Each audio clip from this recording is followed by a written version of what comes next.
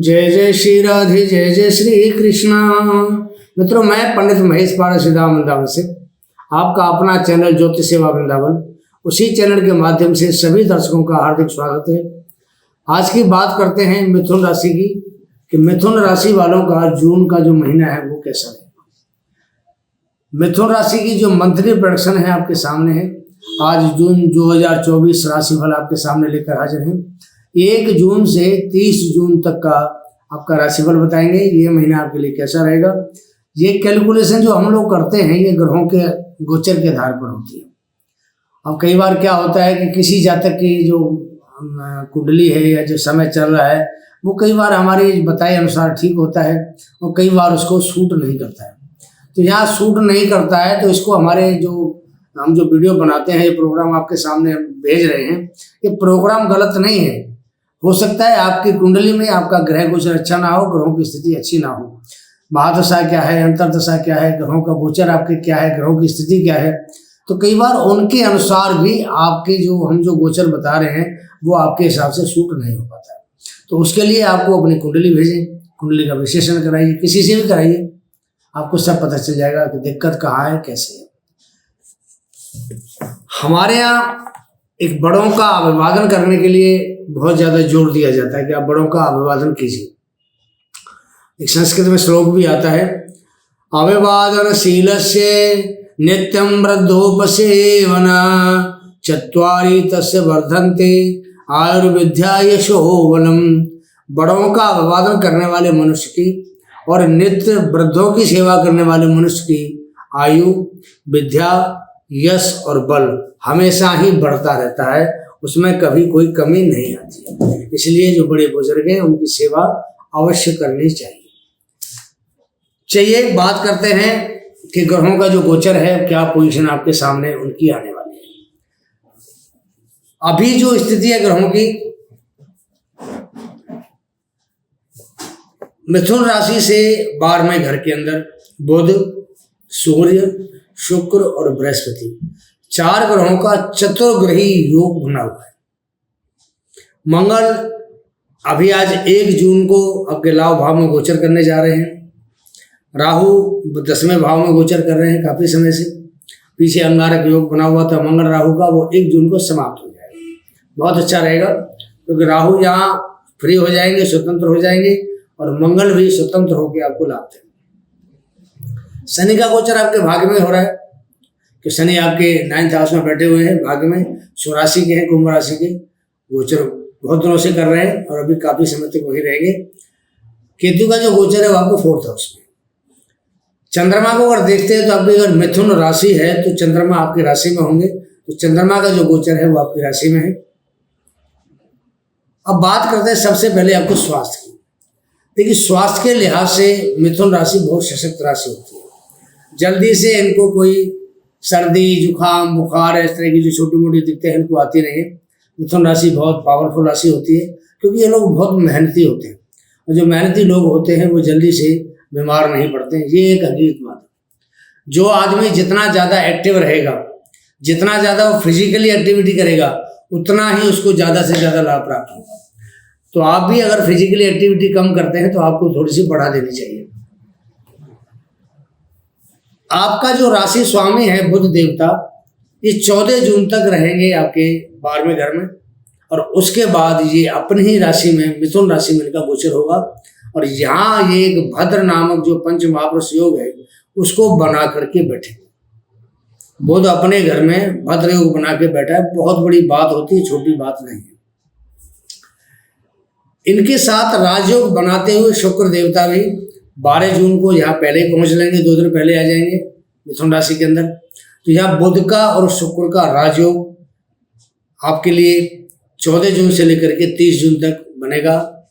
और ये जो राजयोग है क्योंकि यहाँ शुक्र 12वें घर के स्वामी बनते हैं और पंचम भाव के स्वामी बनते हैं, तो यहाँ बैठ करके आपको संतान, लॉटरी, शेयर मार्केट, विद्या, पढ़ाई, एजुकेशन, हर चीज़ का लाभ देंगे।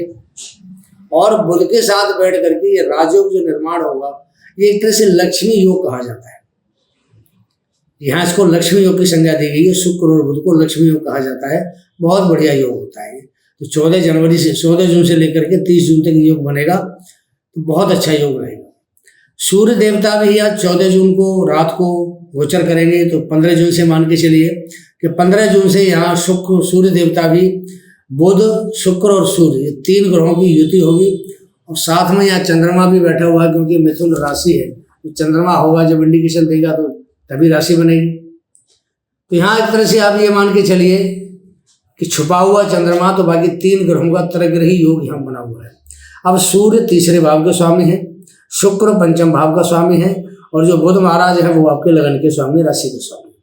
अब 3 ग्रहों का जो योग है ये कितना आपके लिए बढ़िया प्रभाव करेगा उसके बारे में बात करते हैं।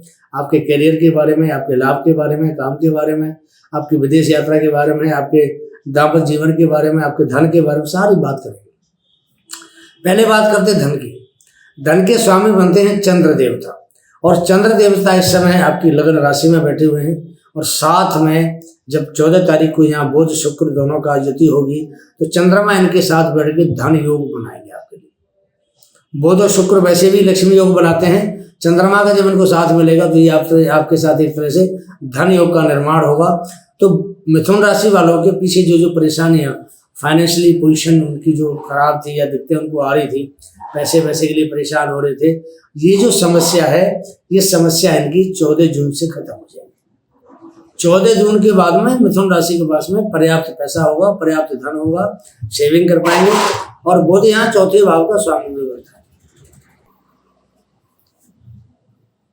बुध 4th भाव का स्वामी बनता है। 4th भाव के सामने शनि महाराज बैठे हैं, राहु बैठा हुआ है 4th भाव के सामने 10th भाव में। शनि स्वयं भाग में बैठे हैं। देखिए शनि एक तो अष्टमेश भी बनता है, पापी ग्रह है, लेकिन जब भाग में बैठता है तो वहाँ उसको गुरु की थोड़ी सपोर्ट मिलती है, वहाँ बृहस्पति की दृष्टि भी अष्टम भाव पे आती है, तो अष्टम का फल आपको ठीक मिलेगा। ससुराल से आपके संबंध बने रहेंगे, आध्यात्मिक ज्ञान आपका बढ़ेगा, प्रॉपर्टी में वृद्धि होगी, पैतृक संपत्ति में वृद्धि होगी। शनि आपको भाग्य का फल जरूर देंगे। 10वें भाव में राहु पहले मंगल के साथ बैठे हुए थे, अंगारक योग बना हुआ था जो अच्छा नहीं माना जाता है। जैसे ही मंगल स्थान परिवर्तन करके अपने एकादश भाव में जाएंगे, उधर मंगल शुभ हो गए, इधर राहु शुभ हो गया, राहु फ्री हो गया और मंगल भी फ्री हो गया। तो ये जो राहु है आपको जमीन का, जायदाद का, आकस्मिक लाभ का, आकस्मिक धन लाभ का चांस देता है। और 10वें भाव में राहु को बलि माना जाता है। 3रा भाव, 6ठा भाव, 10वां भाव, 11वां भाव, इन 4 भावों में राहु बलि होता है, बशर्ते किसी प्रकार के पाप प्रभाव में ना हो। राहु स्वतंत्र है, बृहस्पति के घर में बैठा हुआ है, बृहस्पति 12वें घर में बैठा हुआ है। विदेश यात्रा, बिजनेस के लिए, व्यापार के लिए आपकी हो सकती है, पढ़ाई के लिए, अच्छी एजुकेशन के लिए। तो शुक्र भी आपका लगन में आ रहा है, और 14 तारीख से पहले शुक्र जो है 12 जून तक 12वें भाव में रहेगा, जो भाग स्वग्रह रही है, तो वहाँ पर भी आपको विदेश यात्रा का अच्छा योग ये शुक्र के द्वारा प्राप्त हो सकता है।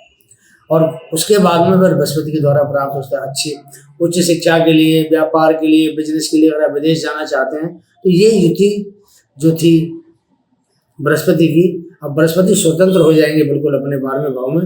हालांकि शत्रु राशि बैठे हुए हैं, लेकिन बृहस्पति यहाँ के स्वामी भी बनते हैं। कालचक्र कुंडली में ये मीन राशि बनती है, यहाँ तो स्वामी बनते हैं, तो आपको विदेश यात्रा का लाभ अवश्य मिलेगा।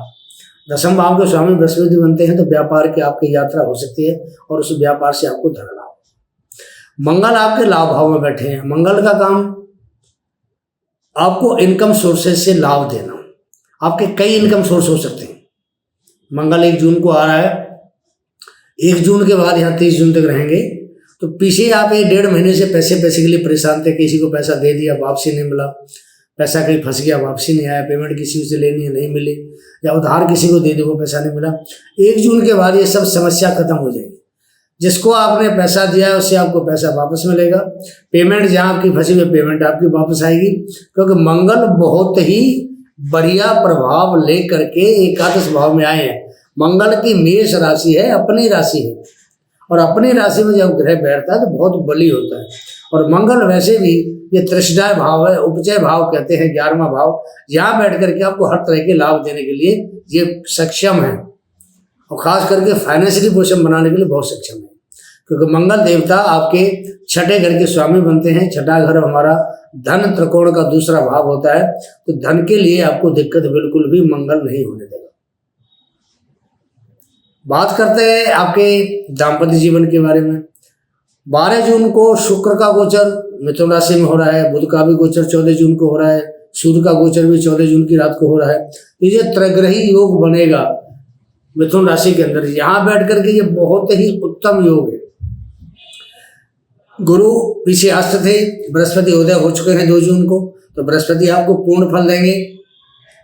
बृहस्पति की जो दृष्टियां होती है वो ज्यादा महत्वपूर्ण होती है। जहाँ बैठे हैं वो स्थान इतना ज्यादा महत्वपूर्ण नहीं होता, लेकिन जहां जहां बृहस्पति की दृष्टि डालते हैं वो जगह ज्यादा महत्वपूर्ण होती है। बृहस्पति की दृष्टि आपके चौथे भाव पे आएगी। चौथे भाव होता है हमारे भौतिक सुखों का, माँ के स्वास्थ्य का, या केतु के बैठने से थोड़ा माँ का स्वास्थ्य प्रभावित होगा, लेकिन भौतिक सुखों में आपको बढ़ोतरी होगी। जमीन जायदाद के लाभ भी आपको मिलेंगे, क्योंकि शनि भाग्य में बैठा है, मंगल आपको लाभ में बैठा है, तो प्रॉपर्टीज, जमीन जायदाद, मकान, कृषि योग, भूमि, इनसे आपको लाभ मिलेंगे।